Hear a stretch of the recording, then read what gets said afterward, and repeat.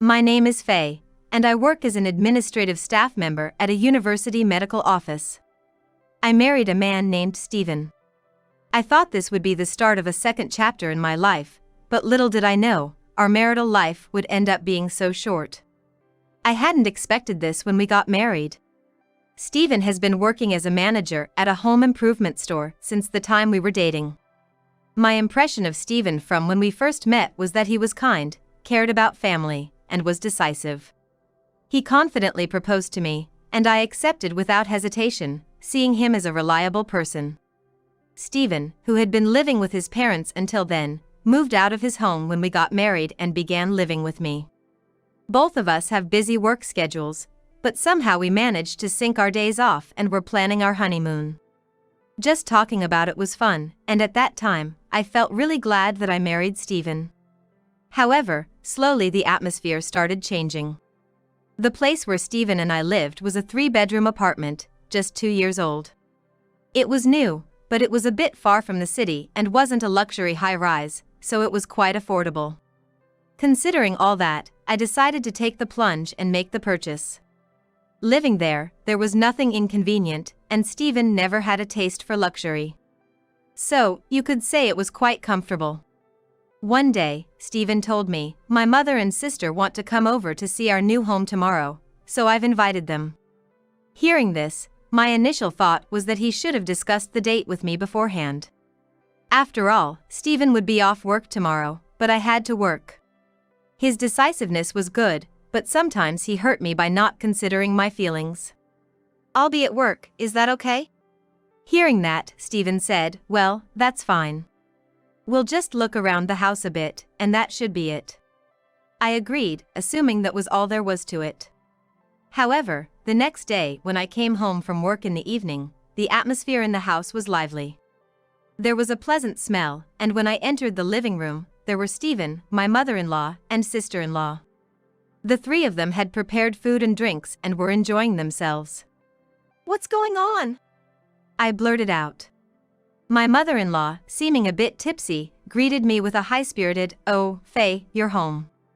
Done with work? You've been working hard." My sister-in-law looked at me and cheerfully said, "Hey, Faye.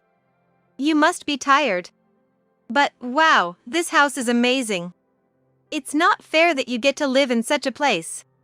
Stephen was joining in the fun, and I was the only one in the room who was out of the loop. "I was told you were coming for a house tour, but did you plan on having dinner as well?" I asked, trying not to upset them, as what was happening was different from what Stephen had told me. I felt a bit upset, but Stephen, with a smile, casually replied, My mom and sister said they had plenty of time. So, we thought why not have dinner?"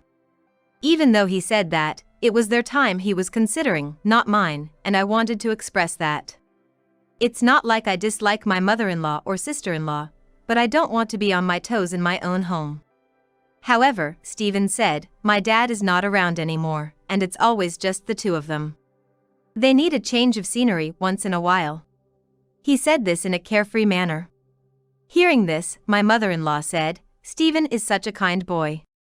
Faye, you should appreciate that you got to marry Stephen," as if I was being taken care of by Stephen. I wanted to retort, "I'm working and earning too, you know?" But then I thought, maybe it's okay to let them have a family dinner once in a while, so I decided to step back. I didn't want any conflict, and they had bought the groceries and prepared the meal themselves. But then, my mother-in-law said something that left me shocked. "But, this fridge is stocked with good meat. High-quality meat really is delicious." I couldn't believe my ears for a moment. My mother-in-law and sister-in-law were clearly using our groceries. The alcohol and the snacks my sister-in-law was eating were exactly the ones we had bought. "Huh? You didn't buy these yourself?" When I asked, my mother-in-law replied, "Well, if you have this much in the fridge, there's no need to go shopping, right? It's a hassle to go to the supermarket." She responded without any hint of remorse. And then, to top it all off, she said, "I'm tired now, so if you want to eat something, Faye, you'll have to make it yourself." I was genuinely angry at this whole conversation. My emotions were threatening to spill out. But somehow, I managed to suppress my anger and respond with a strained smile. Is that so? Well, I'll take care of my portion then. Saying this, I headed to my room. However, it seems some of my emotions may have leaked out. When I closed the living room door, it made a slightly louder bang than I intended. Immediately after, I could vaguely hear my mother-in-law and sister-in-law talking. Oh my, is she always this rough? Is she okay? My sister-in-law chimed in. Despite being in such a nice house, I wonder if Faye won't end up breaking something. Right, Stephen? Stephen casually responded, I'll remind her later. She's probably just tired from work. And after all that, my in-laws just left without cleaning up. On top of that, Stephen even came to my room and lightly scolded me. Hey, what's with all the irritation? It's not nice to my moms, you know? But honestly, having all this done without my permission and them leaving without cleaning up was too much for me to bear. When I told him this, Stephen tried to pacify me. Well, calm down. This is a one-time thing. I'll take care of the cleaning. Just relax. Of course, I wasn't convinced, but I thought it wasn't worth picking a fight over it and managed to suppress my anger. I forcibly thought of this as part of Stephen's family love and managed to regain my composure. We also have our honeymoon coming up in a month, and I don't want to ruin our relationship now. After all, this won't happen again. Now I just need to think about our honeymoon and lift my spirits. However, that honeymoon turned out to bring misfortune. A month later, we went on our honeymoon. It was a plan to spend 3 nights in Alaska. I wouldn't have minded going overseas, but Stephen didn't really have a taste for luxury. He said that staying within the country was enough, so we decided on this plan. The hotel we booked was decent, and we enjoyed the cuisine, hot springs, and northern lights, spending wonderful days. And as planned, our delightful journey was coming to an end. We were heading home. I felt a little sad that it was over. We talked about making another plan someday. However, we were just about to arrive home. Suddenly, I remembered something as we were getting here. Come to think of it, I wonder if I locked the bathroom window before leaving the house. We live on the 4th floor of an apartment building, and the bathroom window is small, so I don't think there's any need to worry about a burglar breaking in. However, I remembered it out of the blue, and when I mentioned this to Stephen, he casually responded, "It'll be fine, my mother and sister are there." I was perplexed. Huh? My mother-in-law and sister-in-law are at our house now? I didn't hear about this. When I reflexively asked that, Stephen, with a calm expression, said, "Oh? Didn't I tell you? They said they'd clean up while we're away. It's really helpful, you know. Dust piles up after 3 or 4 days." He said it so cheerfully. So that's it. He had given the house keys to my mother-in-law without my knowing. When I heard that, I became upset again. From then on, I barely spoke to Stephen and hurried home faster than usual. I couldn't help but worry about what was happening in our house. Upon arriving home and entering the living room, as expected, they were having another party. Moreover, dishes made from food likely taken from our refrigerator were lined up. "Oh, you're back? Did you have a good time?" My mother-in-law called out to us casually. Of course, I was in no state to give her a proper answer. She said something about cleaning up, but the place was messier than before. And on top of that, there seemed to be more bags from my mother-in-law and sister-in-law. When I saw all that, I could almost hear the last straw breaking inside me. "Enough! What are you doing? Please go home. This is our house. It's a problem if you keep doing as you please." I couldn't help but blurt out my frustrations. Upon hearing this, my mother-in-law said, "Oh Faye, why are you so upset? Aren't you in no position to say that? This is Stephen's house, so there should be no problem whatever we, as his family, do." My sister-in-law chimed in with a somewhat arrogant attitude. "That's right, Faye. If anything, we should have more right to live here than you. I just can't understand their way of thinking." "Hey! I'm paying for this house too, you know. It's my house as well. So, I need you to get my permission too. I was filled with a feeling that I didn't want to hold back anymore. There was also a concern that if I didn't retort, they would get carried away. But what drove me further was the unexpected Stephen. Hey Faye. You need to stop. How can you speak to my family like that? We're all going to live here from now on. Don't be so selfish. Upon hearing his words, I was momentarily stunned. Live with these in-laws? Was it decided without my knowing again? When that thought crossed my mind, I couldn't help but retort back to Stephen. So, why do you decide on your own without telling me? Can't you consult with me at least once? Who's being selfish here? Don't be ridiculous. The cheerful atmosphere from our honeymoon trip was nowhere to be found. The room had completely turned into a battlefield. But it was Stephen, as always, who put an end to the tension. Enough. If you hate living here so much, Faye, you can leave. He commanded, as if to finish me off. But his words had the opposite effect on me. They cooled me down. I must have come to realize that I couldn't go on living with these people anymore. And if that's the case, there's no reason for me to stick around with Stephen and the others. I could have asked Stephen, who said such a thing, "Are you sure about that?" but I didn't. However, my desire to avoid further involvement was stronger, so I allowed myself to say it casually, all the while grinning. Okay, got it. I'll be out of here in no time. I don't think my mother-in-law and sister-in-law understood why I was smirking, but they'll find out eventually. Afterwards, I quickly packed up only the essentials and left the house. Stephen's parting words were, "Cool off for a while," but I was already cool and had no intention of returning. He seems to think I'm coming back. I contacted my parents, asked to stay with them temporarily, started preparing for divorce, and began looking for a new place to live. Stephen tried calling me a few times, but I ignored him because I was busy with various things. But after about 2 months, I had settled into my new place. Remembering that I still had belongings at the house I shared with Stephen, I decided to take his call for the first time in a while. And right away, I could tell that he was panicking. Faye, finally. What are you doing? Come back, now. He repeated this in a rush. That's right, Stephen thought I was coming back, I remembered.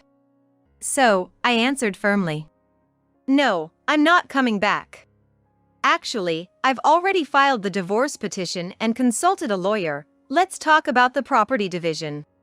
He was stunned. Huh? Divorce? Please, not that. I can't deal with that right now, he pleaded, becoming even more frantic. To be honest, I had a pretty good idea of what was going on. When I asked, "What's the matter?" he replied, "I'm broke. I'm already in debt. So come back quickly." Well, that was to be expected, I saw it coming. He must have thought he could afford to kick me out because I would come back. But sorry to disappoint, he was wrong.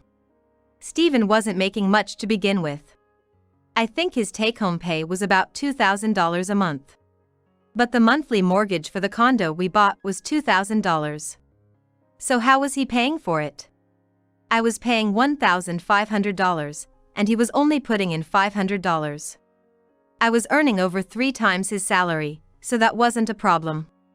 That's why I was covering all the other expenses, like utilities and groceries. Even our honeymoon had to be modest because he said he didn't have any money. I realized at some point that he didn't lack expensive tastes, he just simply didn't have the income. So once I left, he had to pay for everything on his own. The condo was in his name, and the payments were taken from his account. So, once I left, he lost the $1,500 I used to give him every month. Moreover, Stephen's jobless mother-in-law and sister-in-law are living with him. This is certainly going to add to the living expenses. So, it was only natural for me to be upset when Stephen made decisions about the house on his own or casually used things from the fridge. With just his salary, they wouldn't last a month. A life drowning in debt is a given at this rate. My mother is furious. She asked me, "Why did you kick Faye out?" Anyway, come back home right away and do something. I was at a loss for words. As it seems his mother and sister were under the mistaken impression that he earns a decent living. After all, he does have the title of store manager. But, it's a harsh reality that this title doesn't necessarily translate into a high salary. We bought a somewhat decent condo, and they entirely believed that Stephen was the one who paid more. It's pitiful, and there's no other way to describe it but foolish. Furthermore, it turns out that the mother-in-law, having used up all her deceased husband's assets, ended up rolling into my house broke. She and her daughter had been living in a rented apartment but seemed to have properly terminated that lease. What a family, right?